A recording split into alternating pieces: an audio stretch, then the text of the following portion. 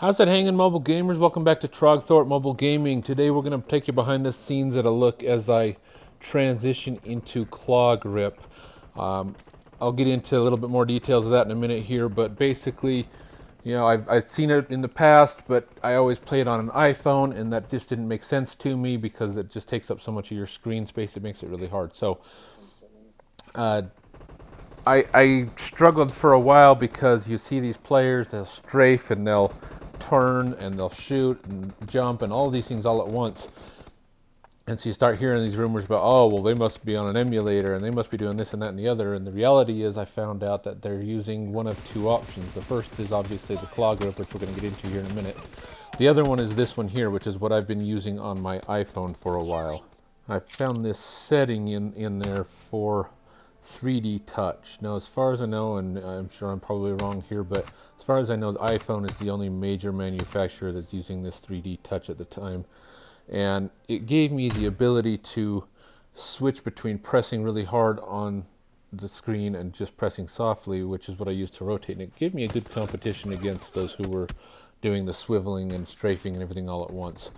But unfortunately, Apple has announced that they are getting rid of 3D touch in the next few iterations of the iPhone. So that's going to become obsolete for me if I stick with Apple. And I got this new iPad that I'm able to play on. And with the iPad, there's a lot more screen space, so it made sense. So let me show you what I'm talking about here with the claw grip. I'm not set up at this time with a good hand cam, so I stole some video here from the Bushka. He was gracious enough to let me borrow that. But you saw at the beginning, the opening sequence, you saw some video footage of it being used. Here's a picture and some walkthrough that he had. But basically, you've got your thumbs on the bottom, you've got your index fingers on the top. Some people even include their middle fingers, go 6-finger. I've chosen to stick with the 4-finger, but basically, you arrange the keys in such a way, the buttons in such a way that it favors playing with 4 fingers instead of just 2. And on these big screens, it really makes a lot of sense because you can jump a lot further back and forth on it. So I tried that out a couple times, and this is a team deathmatch here, the first one after I had actually set up the keys. But I tried a couple matches with claw grip with my old setup. Obviously, that didn't work at all. It was disastrous. So I jumped over and started doing some research on YouTube, on different channels, on what setup on the keys they used. I borrowed from a lot of them, but most heavily I borrowed again from the Bushka here. The things he was describing and the way it was set up just made a lot of sense to me. And so I kind of started with his basic layout, and then I just am going to start tweaking it here. And you can see my movement here. This is my very first match on claw mode. This is a team deathmatch.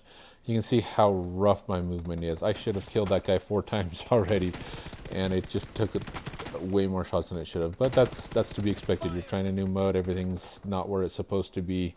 It takes a while to get used to it. So we'll transition here. I'm going to play this for another minute, and then we'll transition. But take a look at how my positioning has evolved on the buttons and how my gameplay has evolved a bit here.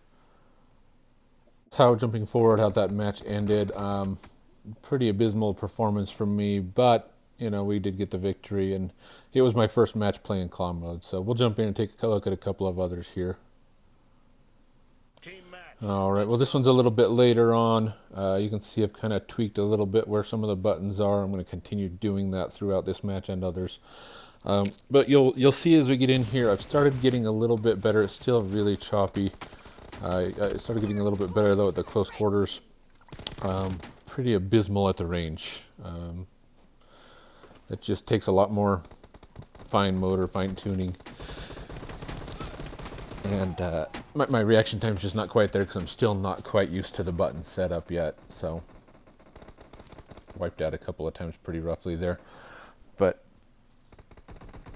yeah, so the idea here is the setup on the keys. I've got both my firing buttons, you can see, overlapping each other up on the right.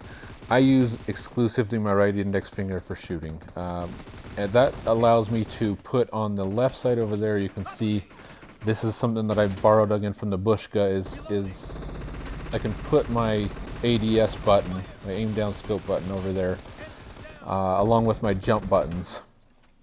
That gives me the ability to quickly scope in, quickly jump as I need to do so as I'm shooting. Those are actions that I might try to do while shooting. And so I put those in such a way that I can do those at the same time.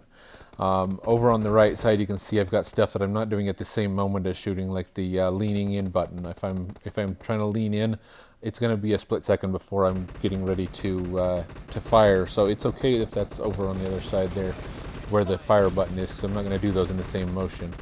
The obviously the loot button, checking my bag, stuff like that. I'm not shooting anybody if I'm checking the contents of my bag. Down at the bottom, my laying down, my proning and squatting. I might be doing those while shooting, but usually you're trying to set up while you're doing that. So then as you can see on this one, I've split my my guns up a little bit. I've spread them out so that I've got them within reach of each of my thumbs. That was just trying to give me a little bit more versatility in reaching there. And my map up on the right side so that I can easily click into that and look at that. Jumping ahead here a little bit, I wanted to show you, yeah, it's still really rough. I should have been able to take that guy out really easy there, but I do make up for it to get him here. I'm starting to get into the rhythm of it, starting to get used to hitting the buttons when I'm supposed to, where I'm supposed to. So I jump over, I see this guy here, pops up on top of there, and so I try to do my lean out. It's really rough. I'm surprised I got him, let alone I had a chance at the other guy. But, you know, again, just learning, getting used to the keys here.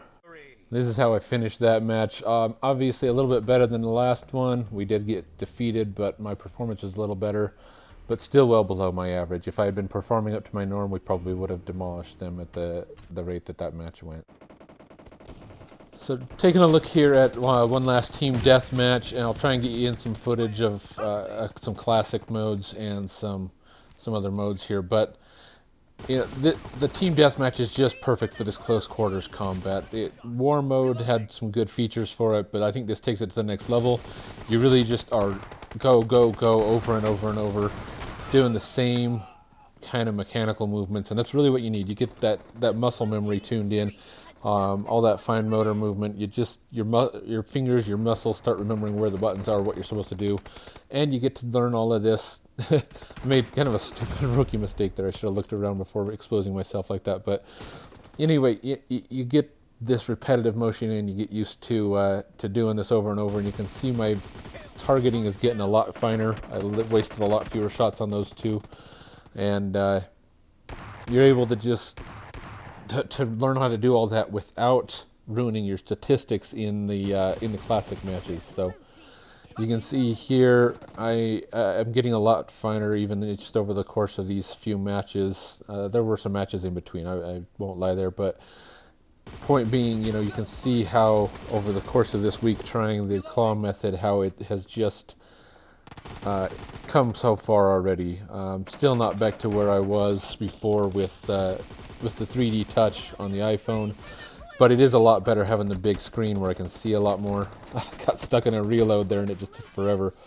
That sucked. But, you know, I'm already up to 9 kills and we've only got 25 as a team. So I'm running over a third of our kills, which I guess there's only 3 of us right now. So I guess that's about appropriate. But I'm running a lot more kills than I have in other matches. And it's 3 of us against 4 of them. And we are just creaming them. I've got 10 kills. They've got 11 as a team. We're just dominating them. So you can see here I'm getting better at these little motions, these little movements. Still making a lot of mistakes. It's still kind of ugly sometimes, but I'm getting the pre-fire down. I'm getting strafed out of the way so that I'm not getting killed where I'm exposed there. Stuff that I was messing up early on, I'm just doing a lot better on now. Still potatoed that one like crazy. So it's still not perfect, obviously. You can see that I am obviously starting to get better with these stats here. I got the MVP there. We got 16 kills and a kill to death ratio of 4, which means I died only after killing 4 people every time. So those are getting back up to close to my normals there, so that's pretty good. Things are getting better. I'm making some more tweaks here. You can see this footage here. I'm just tweaking the last few things here, moving things around so that they make a little more sense on where my fingers are versus where the buttons are. So it's a constant process. I'm sure I'm going to keep fine-tuning it over the coming weeks. Things are getting better all the time, and I'm certainly getting close to back to where I was before. And I think in the long run, I'll actually probably be better off for it. Anyway, thanks for tuning in. And as always, may you see your enemies first, and may your shot be their last.